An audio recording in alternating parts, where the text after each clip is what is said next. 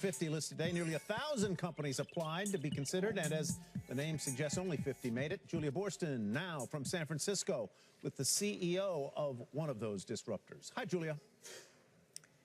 Thanks, Tyler. I'm joined now by Anthony Noto, the CEO of SoFi, a familiar face on our air from the many years when he was at Twitter, formerly CEO of Twitter. So you've been at SoFi for nearly 3 months. What's the biggest surprise of running this financial services company? Well, it's been a great experience so far. I think the biggest pleasant surprise is how dedicated the company is and the people at SoFi to building a great culture.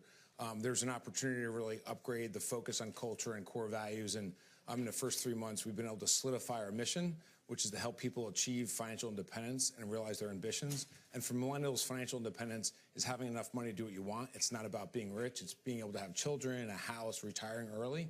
In addition to that, we've been able to establish our core values that will sort of set the foundation for the future culture of the company. And so that's been incredibly rewarding to see the desire and interest of the whole team coming together around those elements. You call SoFi a modern finance company, but you're not in crypto yet. What is your perspective on crypto? Do you want your members to be able to invest in Bitcoin?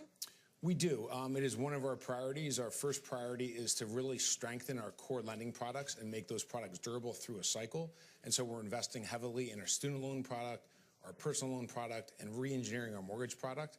We hope to be in the home equity line of credit business in 2019. In addition to that, we want to accelerate our investment in some new products that will build out the portfolio, one of which is our wealth product, and we want to add brokerage as well as cryptocurrency to that.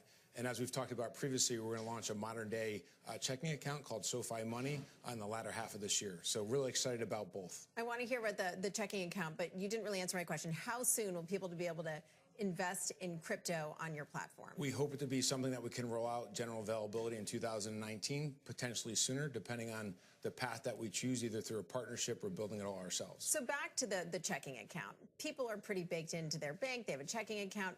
How are you going to convince them to switch over and use your entirely new system where there are no banks to walk into? Sure. We want to help millennials get their money right. And one way to get their money right is having an accessible account where they can do bill pay to people, to companies, be able to do wire transfers, be able to deposit checks from their phone, be able to withdraw money from their phone, be able to do that with a debit card, transactions, as well as ATMs.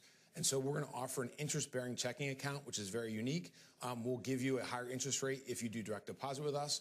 We'll reduce the fees across the board, depending on your level of activity. But ultimately, we want to have a product that's very differentiated across 4 dimensions. We want it to be the fastest. We want it to have the best product selection. We want to make sure the selection includes low fees or no fees. We also want to add specific content to make the decisions easier. And then last and most importantly, we want it to be convenient. You don't have to go to physical locations. But there's so many different competitors for this. Even Goldman Sachs, your old employer, launching Marcus. How are you going to compete with the giants trying to go after this younger audience as well? The most critical thing that we have to do is build a great value proposition for our members.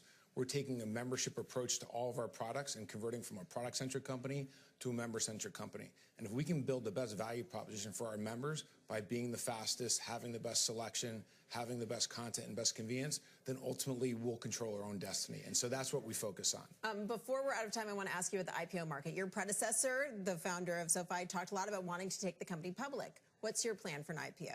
It's not a priority. Our priorities are, as I mentioned, number 1 and 2, and then number 3 is really building out this membership experience, and then building lasting company values and being able to attract and retain the best employees. And ultimately, if we do that, our plans will come together. So we'll look at it over time, but it's not a priority.